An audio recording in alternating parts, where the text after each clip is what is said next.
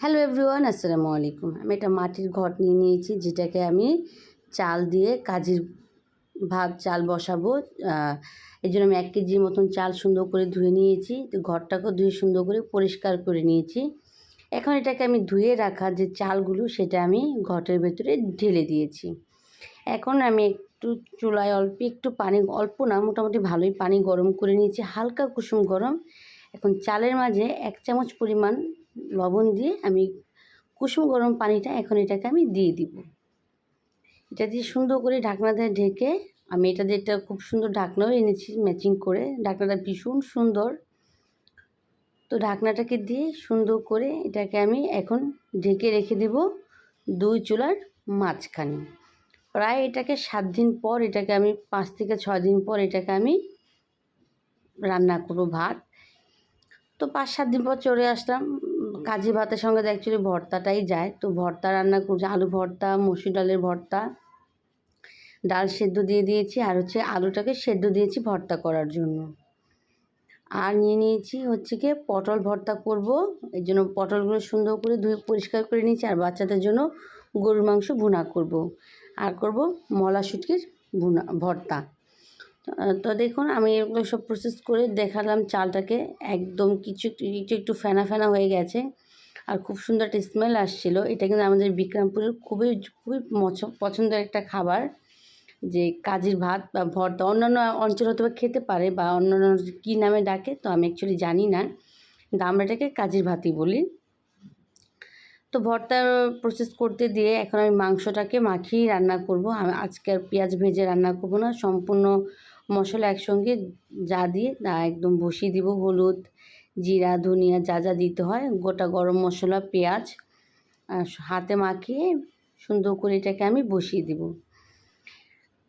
মাংসটা বসিয়ে দিয়েছি। আর আমি যখন ভাত রান্না করার জন্য আপনাদেরকে দেখিয়ে দিচ্ছি, কাজের ভাত অল্প একটু পরিমাণ চাল নিয়েছি, সেটাকে ধুয়ে বেশি কিছু পরিমাণ পানি দিয়ে দিয়েছি। আর বাকি যে ভিজানো ঘটের যে চালগুলো ছিল, সেটাকে বলক আসার একটু আগ পর্যন্ত দিয়ে দিয়েছি। কারণ যেহেতু এটা অনেক 5-7 দিন এটা একটু ভিজানো থাকে, চালটা কিন্তু একটু নরমই হয়, এটা কিন্তু বেশিক্ষণ রাখা যায় না, তাড়াতাড়ি এটাকে ছিকে দিয়ে দিতে হয়।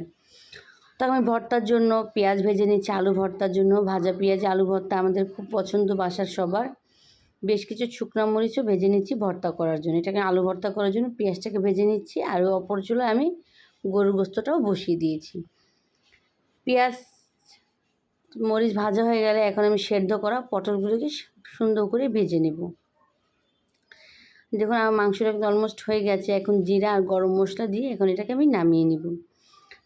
আস্ত পেঁয়াজ আর গিয়ে রসুন, এটাকে আমি কিন্তু সেদ্ধ করিনি, এটাকে আমি তেলেই ভাজবো। কিছু কাঁচামরিচ দিয়ে দিয়েছি ভেজে, আর গিয়ে শুকনো মরিচ দিয়েও বাটানোর সময় শুকনো মরিচটা অ্যাড করে নেব। আর ধন্যবাদ যারা এতটা সময় নিয়ে আমার ভিডিওটা দেখছেন, তাদেরকে অসংখ্য অসংখ্য ধন্যবাদ। যারা ইউটিউব থেকে দেখছেন অবশ্যই আমার চ্যানেলটা সাবস্ক্রাইব করে দেবেন। যারা ফেসবুক পেজ থেকে দেখছেন অবশ্যই পেজটা ফলো দিয়ে দিবেন। আর যারা যারা আমার মতন এই কাজের ভাতটা খান, তারাও কমেন্টে জানাবেন যেটা আপনার ভাতটা পছন্দ করেন কি না। তো এখানে আমি চলুন ভর্তা, এখন আমি শুটকি ভর্তার জন্য পেঁয়াজ, রসুন, শুকনো মরিচ সুন্দর করে ভেজে নিচ্ছি। এখন এটাকে আমি এক সাইডে রেখে ভালো শুটকিগুলোকেও সুন্দর করে লাল লাল করে ভেজে এটাকে আমি তুলে নেব। আর ধনেপাতা ভর্তা করার জন্য পেঁয়াজ, রসুন, শুকনো মরিচ, ধনেপাতা একটু সর্ষে বসিয়ে দিয়েছি সামান্য লবণ দিয়ে। আর সরিষার তেল দিয়ে এটাকে আমি একদম পানিটা শুকিয়ে ভাজা ভাজা করে নেব। চলে আসি ভর্তার প্রসেসে। যেহেতু আগে আলু ভর্তাটা আগে করিনি, ভাজা পেঁয়াজ, ধনেপাতা কুচি আর চিলি ফ্লেক্স সব কিছু দিয়ে সুন্দর করে আমি লাল লাল করে আলু ভর্তাটা করে নিচ্ছি। আর আমার কাছে কাজী ভাত বা বোয়া খিচুড়িতে যেটাই হোক না কেন, আলু ভর্তা, ডাল ভর্তা বেস্ট একটা আইটেম মনে হয়। আর আলু ভর্তা হয়ে গেছে, এখন আমি ডাল ভর্তাটা করে নিচ্ছি। পেঁয়াজ, কাঁচা পেঁয়াজ, ডাল ভর্তায় কিন্তু কাঁচা পেঁয়াজটা দিয়ে করতে হবে। কাঁচা পেঁয়াজ, শুকনো মরিচ আর ধনেপাতা দিয়ে সরিষার তেল দিয়ে খুব সুন্দর করে এটাকে আমি খুব সুন্দর করে ভর্তা করে নিব। আর ডাল ভর্তা আমার কিন্তু খুবই পছন্দের একটা ভর্তা, ডাল ভর্তা আমার খুবই পছন্দ। তো ভর্তা হয়ে গেছে, এখন এটাকেও তুলে নিচ্ছি। আমি 2টা করেছি হাতে মাখানো ভর্তা, আর 3টা আইটেম করেছি পাটায় পিষানো ভর্তা। এখন হাতে মাখানো ভর্তা হয়ে গেছে। এ পর্যায়ে আমি প্রথমে নিয়ে নিলাম হচ্ছে গিয়ে টমেটো পটল ভর্তা, পটল আর দিয়ে দিলাম শুকনা মরিচ। শুকনা মরিচ দিয়ে সুন্দর করে এটাকে আমি বেটে বেটে নিচ্ছি।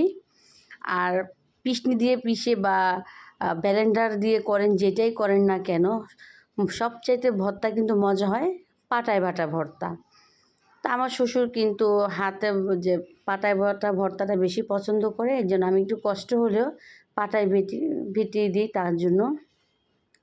তো এখন করে নিচ্ছি ধনেপাতা ভর্তাটা, পেঁয়াজ রসুন ধনেপাতার ভর্তাটা। আর এখন করব শুটকি ভর্তাটা। শুটকি ভর্তাটা আমি পরে করছি। আর সাধারণত কালিজিরা ভর্তাটাও ভালো লাগে, কিন্তু অ্যাকচুয়ালি আজকে আমাদের কাছে কালিজিরাটা শেষ হয়ে গিয়েছিল, তো এর জন্য কালিজিরা ভর্তাটা করা হয়নি।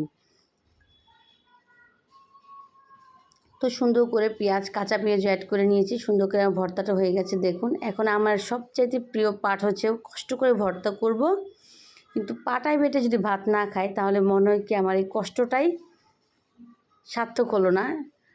তো এই জন্য আমি একটু পাটায় বেটে ভাত খেয়ে নিলাম, কাজের ভাত। আর দেখুন মাশাআল্লাহ দেখতে কতটা লোভনীয় লাগছে। আমার ভিডিও এডিট করতে করতে আমারও লোভ লাগছে। ধন্যবাদ।